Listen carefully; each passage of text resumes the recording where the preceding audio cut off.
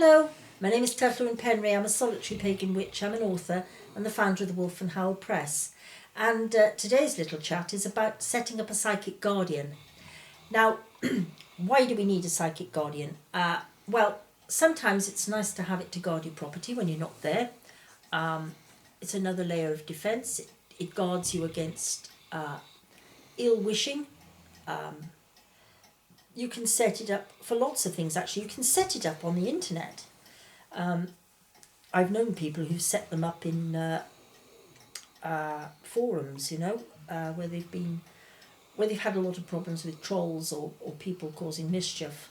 And they have actually set up an internet guardian. But it's the same kind of principle, that you find an image, basically, that will work as a deterrent. Now, traditionally, they were very ugly, frightening faces. That's where you get these gargoyles on churches. They were there to frighten away the bad spirits, and to frighten the congregation, I think, but they were to frighten.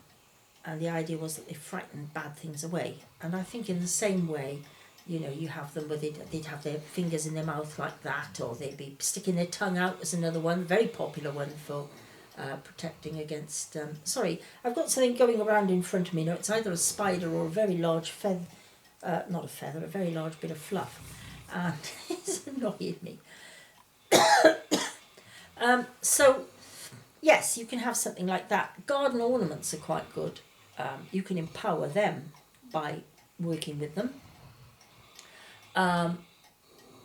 I don't so much say garden gnome, because these days they're rather sweet. But I mean, if you find some of the more scary ones, they're very good. Basically, you begin to empower them by talking to them, by greeting them every time you pass them. People would sometimes rub their nose, rub their ear, rub their tongue. It was a way of acknowledging and creating, setting up a link between the human and the magical world. And you can talk to them, you can acknowledge them, you can speak to them. You can sort of you can have an owl one, and you can always say to it, morning wise owl, evening wise owl, things like that. And you begin to set it up, and you make it something that you empower. And as time goes by, you say, now look after this for me, look after my home for me, look after my website for me, look after whatever.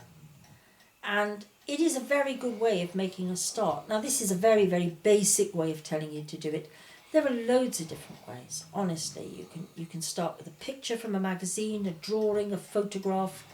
You can have a photograph of a carving somewhere, on a castle or something like that. You can make it up. You can do whatever you want. You can buy yourself a fierce-looking garden gnome in a garden centre. It doesn't matter. The idea is that you are setting something up that will drive away evil, drive away unpleasant people bent on mischief.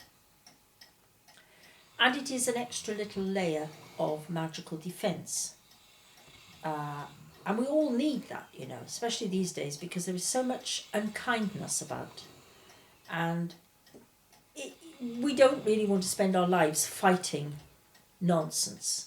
We don't want to be spending our time fighting people who are hell-bent on just causing you trouble for no good reason other than they can. So it's not a bad idea. And it's a little magical practice which is quite good fun to try. And I think it's worth a go. I would recommend it as a little project, if you like. It takes how long does it take to set it up? It could be weeks, it could be months, it's something you continue for years, as long as you've got it there. It's just a silent acknowledgement in the end that it's there and you like it and you look after it and you wish it well, you greet it, you thank it for looking after you. That's another one, don't forget to say thank you. Always important to have good magical manners.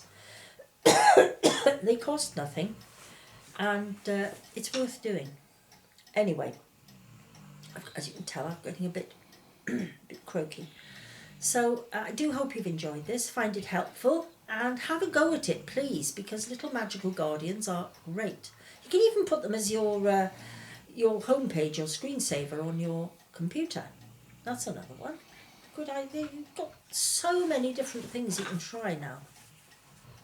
Have a go at it, you know.